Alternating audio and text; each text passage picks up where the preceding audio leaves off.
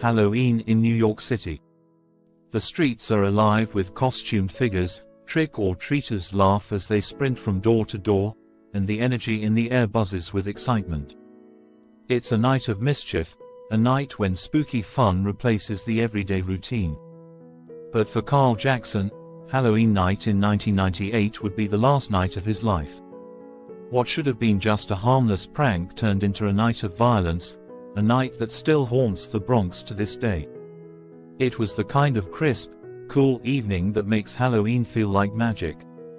Pumpkins flickered on stoops, the sound of giggles and candy wrappers echoed down the streets, and Karl Jackson, a 21-year-old data entry clerk at Morgan Stanley, was going about his night, just like any other Halloween.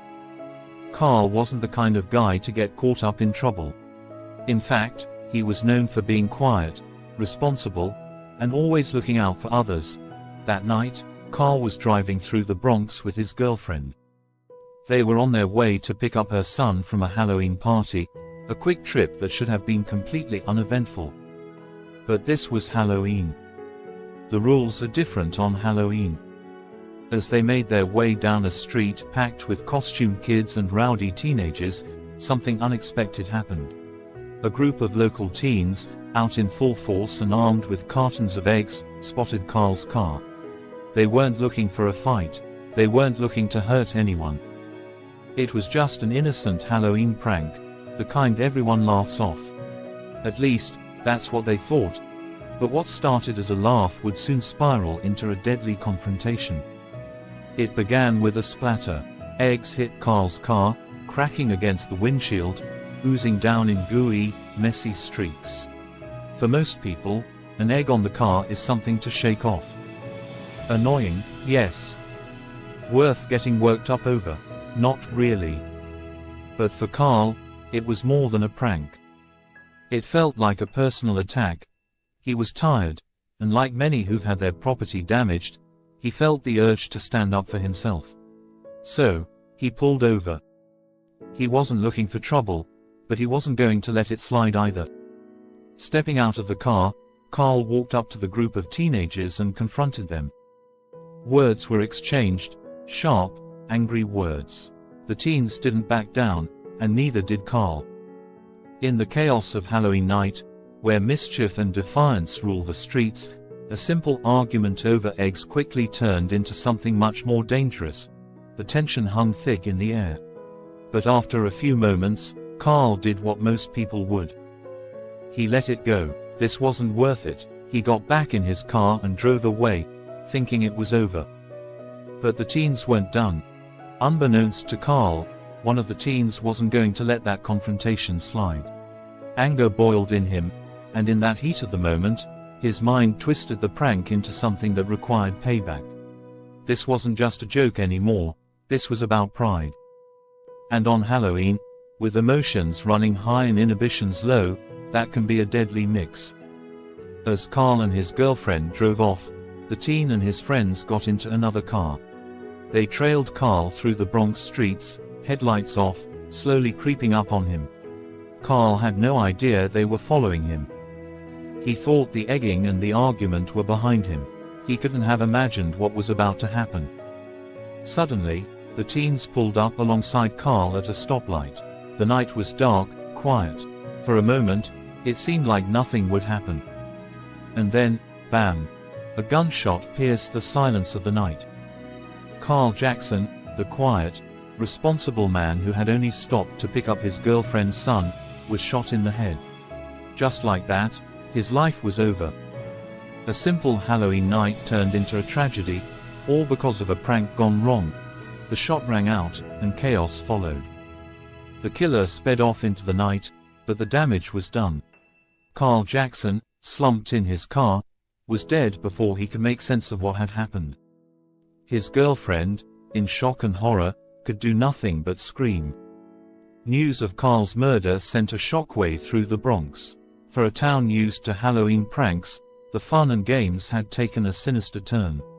A prank had escalated into a senseless, brutal killing.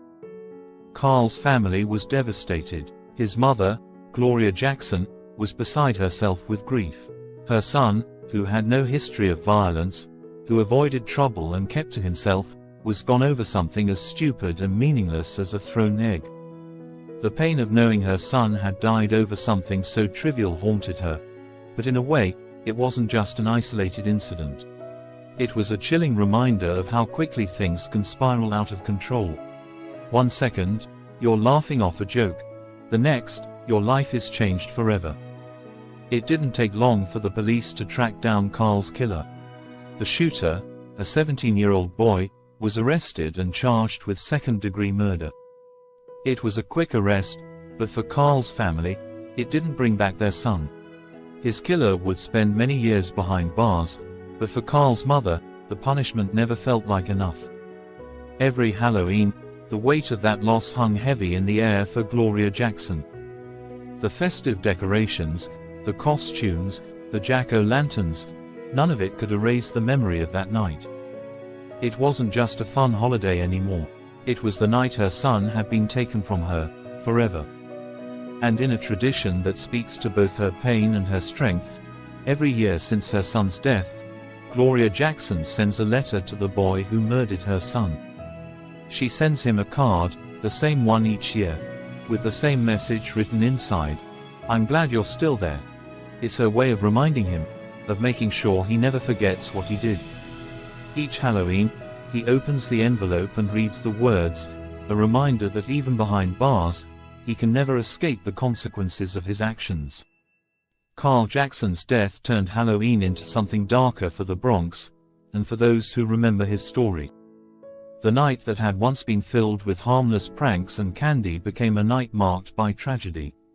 It became a reminder of how quickly things can escalate, how a simple act of mischief can lead to irreversible consequences. For many in New York City, Karl's story serves as a warning. Pranks aren't always just fun and games. Sometimes, they're the beginning of something much worse. And on Halloween, when the line between fun and danger blurs, you never know what might happen. Karl Jackson's murder is a true, chilling Halloween tale. It's not a ghost story or a campfire legend, but a real-life tragedy that shows just how fragile life can be. What began as a joke turned into a nightmare, and for Karl's family, the pain of that night will never fade. As Halloween comes and goes each year, we're reminded of the fun, the laughter, the costumes, and the candy. But hidden beneath the festivities, stories like Karl Jackson's linger in the shadows, reminding us that not everything on Halloween is innocent. It's easy to forget how quickly things can spiral. A prank, a fight, an argument, these small moments can escalate in ways we don't expect. Karl Jackson's death wasn't just a freak accident, it was a tragic result of emotions and anger running unchecked. It shows how important it is to think before we act, to walk away when we can, and to remember that life is far too precious to waste on moments of pride or anger. For Karl's mother, each Halloween is a reminder of her son's absence, a reminder of a life taken too soon. And for the boy who killed him, it's a reminder that actions have consequences, no matter how small they might seem at the time. So, this Halloween, remember Karl Jackson's story. It's a true horror story, not because of ghosts or monsters, but because it shows the very real darkness that exists in our world. It's a story of how something so harmless, a prank, can go so terribly, terribly wrong.